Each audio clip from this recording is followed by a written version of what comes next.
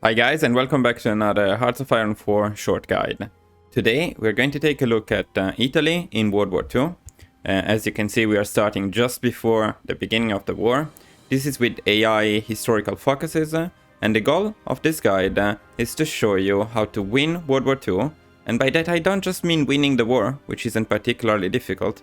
We also want to have a higher war score than Germany at the end of the war, which will allow us to take all of the territories we need, or part of the territories we need for the Roman Empire, as well as resource-rich regions like these ones, and especially we can limit the expansion of Germany in case in future we need to fight them or compete with them.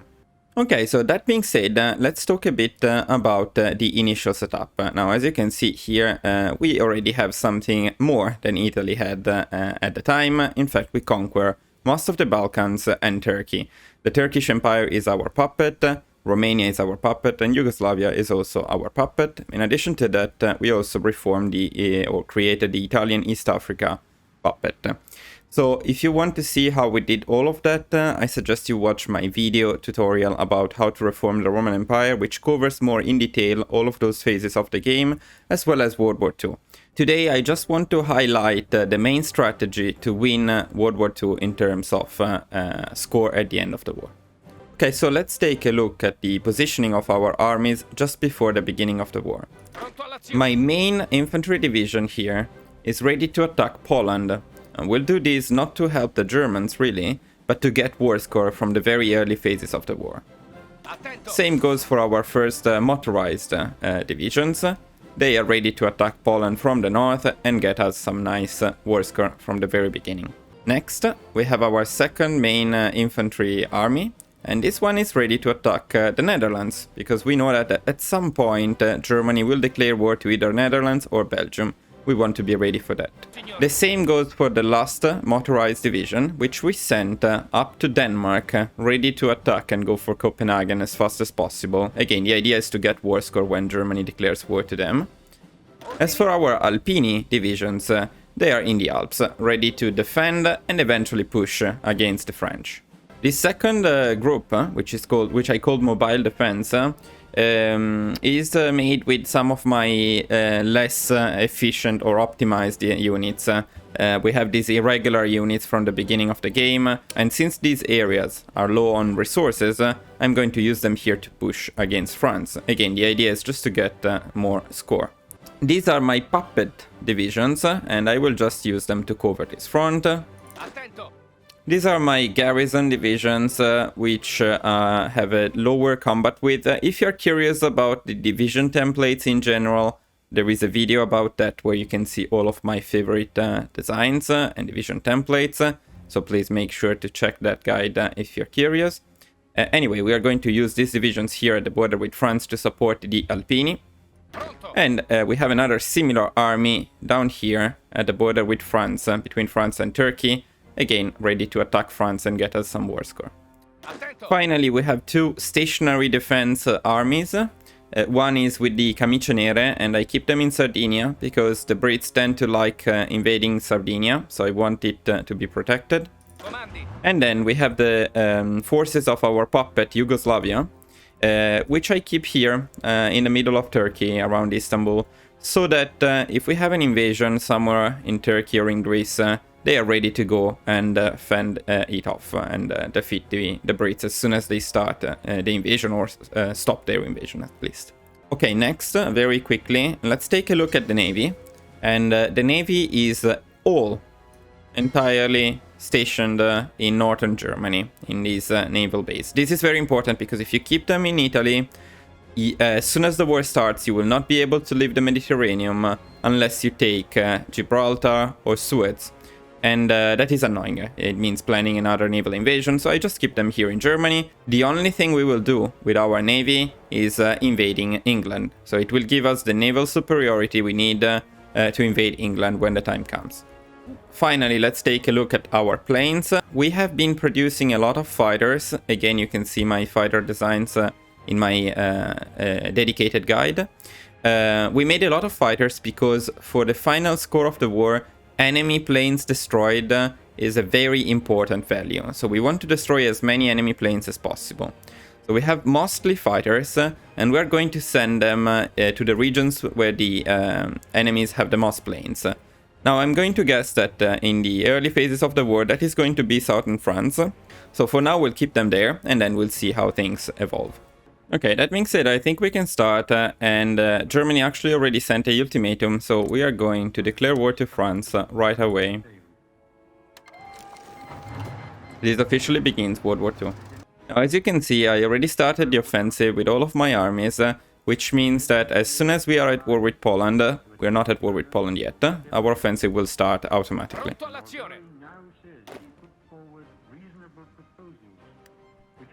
I'm also attacking in the Alps from the beginning, and with not very optimal divisions.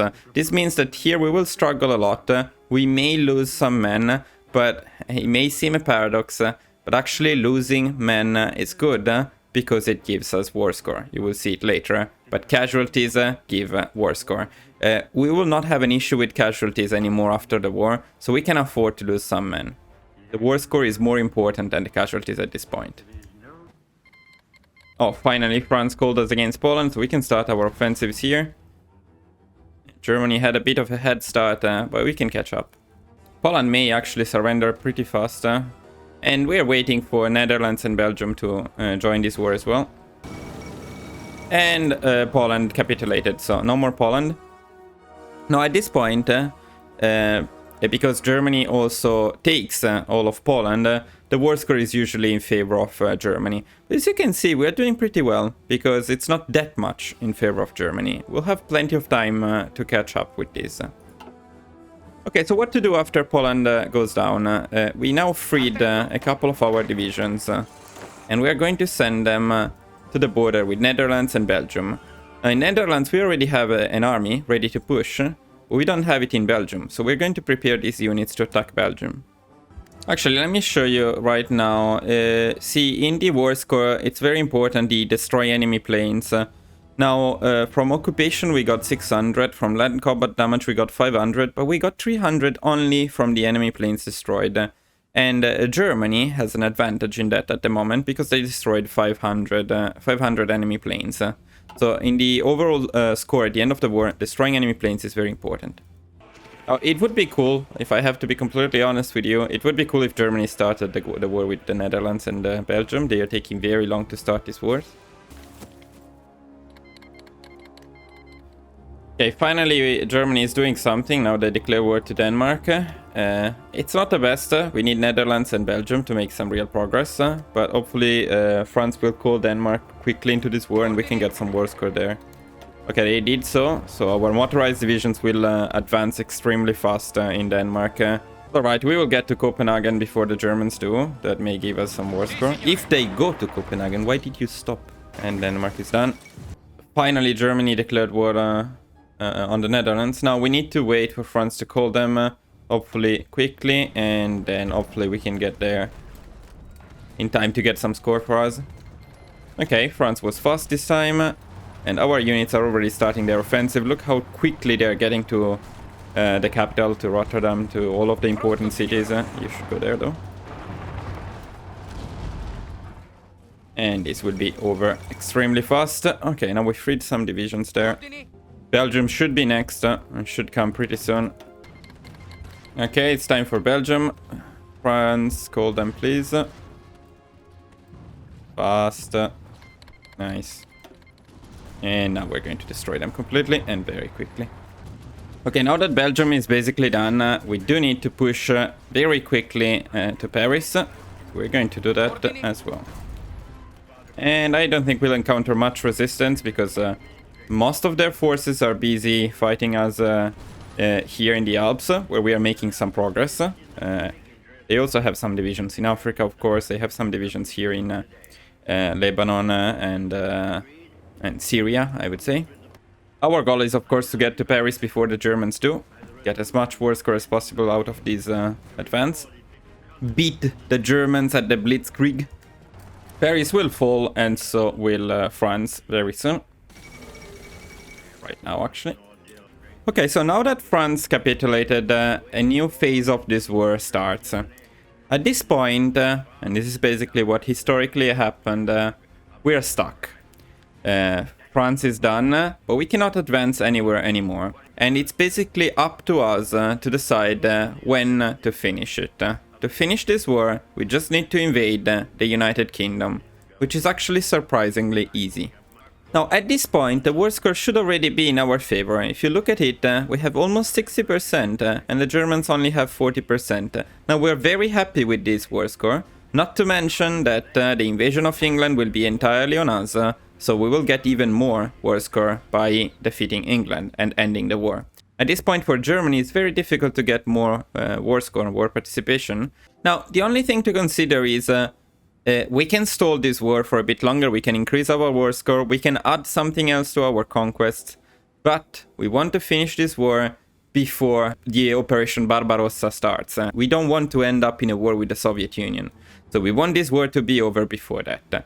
If you want, at this point, you can take Iraq and Iran pretty easily. You can send some divisions there, because you don't need that many divisions for England. So at this point of the war, you can take Iraq, Iran, you can just end the war by going against England, invading England. And another thing that you can do before the end of the war, maybe a bit later, is you can fabricate a claim on, or justify a war goal on Vichy France and on Spain, because you will need them for the Roman Empire. Now, on Vichy France, you can do it on Corsica. This means that it will not expire, because it's a claim state. And as you can see, since we are at war and we're fascist, it will cost basically nothing and be done in only 10 days. So I'm going to do that on Corsica. You can easily do it on Spain as well, but here we don't have any claim state. It will still only take 10 days and be very cheap, but it will expire, so it's better to take it a bit later. Of course, you can take Portugal as well if you feel like it. And as I said, we can go for Iraq and Iran. Now, for this guide, I want to keep it as short as possible, so I will not invade Iraq and Iran. If you want to see an extended version of this guide, again, please check my Roman Empire tutorial and the episode dedicated to World War II. I actually go for Iraq and Iran as well, so if you're curious about that, you can see it there. As for this guide, we're going to focus on the invasion of the United Kingdom. Okay, so to invade the United Kingdom, we have a couple of options. One, I would say, is a bit safer. We can go from here. Our fleet is already here. So we can take the naval superiority in these two regions and plan an invasion on this coast of the UK. The other option, which is a bit riskier, but in a way it's more historically accurate as well, we can go from the English Channel. The distance is less, and here is where Hitler planned to invade England in the Operation Sea Lion, which never happened. But the plan was to go from here, from northern France. That's what we're going to do for this short guide. Okay, now, of course, they don't have planes here anymore. Do they have planes there? Not many. What I'm assuming is they will use their planes in the English Channel and then, of course, for the Battle of England. So we're going to use our planes. We're going to send them up here. Be ready for the battle in the Channel and then in England. Okay, so for our naval invasion, we only have 10 units, 10 divisions available, because I did not research the naval invasion upgrade. Where is it? This one here. So we only have the basic one, which means 10 divisions at a time. We're going to use infantry divisions for it. I'm going to split them into 3 groups of 3. Going to send some here. Another one here, as long as we take a harbor is fine.